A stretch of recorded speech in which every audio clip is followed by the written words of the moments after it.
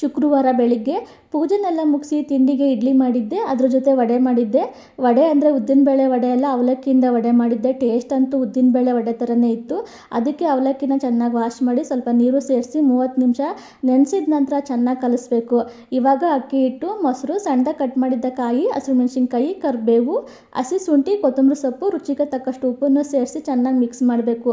ಇದನ್ನು ಮಿಕ್ಸ್ ಮಾಡಿದ ನಂತರ ಕೈಗೆ ಎಣ್ಣೆ ಹಚ್ಚಿ ವಡೆ ಥರ ಎಲ್ಲವನ್ನು ರೆಡಿ ಮಾಡ್ಕೋಬೇಕು.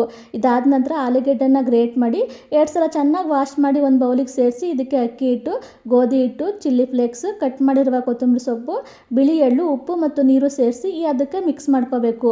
ಇವಾಗ ರೆಡಿ ಮಾಡಿರುವ ಅವಲಕ್ಕಿ ವಡೆನ ಇದರಲ್ಲಿ ಡಿಪ್ ಮಾಡಿ ಚೆನ್ನಾಗಿ ಕೋಟಿಂಗ್ ಮಾಡಿ ಬಿಸಿಯಾದ ಎಣ್ಣೆಯಲ್ಲಿ ಮೀಡಿಯಂ ಫ್ಲೇಮಲ್ಲಿ ಈ ರೀತಿ ಕಲರ್ ಚೇಂಜ್ ಆಗೋವರೆಗೂ ಡೀಪ್ ಫ್ರೈ ಮಾಡಿದ್ರೆ ರೆಡಿ ಆಯಿತು ಕ್ರಿಸ್ಪಿಯಾದ ಟೇಸ್ಟಿಯಾದ ಅವಲಕ್ಕಿ ವಡೆ.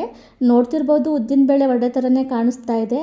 ಇದನ್ನು ಸಂಜೆ ಸ್ಕೂಲಿಂದ ಬಂದ ಮಕ್ಕಳಿಗೆ ಸ್ನ್ಯಾಕ್ಸ್ ರೀತಿಯಲ್ಲೂ ಮಾಡಿಕೊಡ್ಬೋದು. ಇದನ್ನು ಮಾಡೋದು ತುಂಬಾ ಈಸಿ, ರುಚಿನೂ ತುಂಬಾ ಚೆನ್ನಾಗಿರುತ್ತೆ.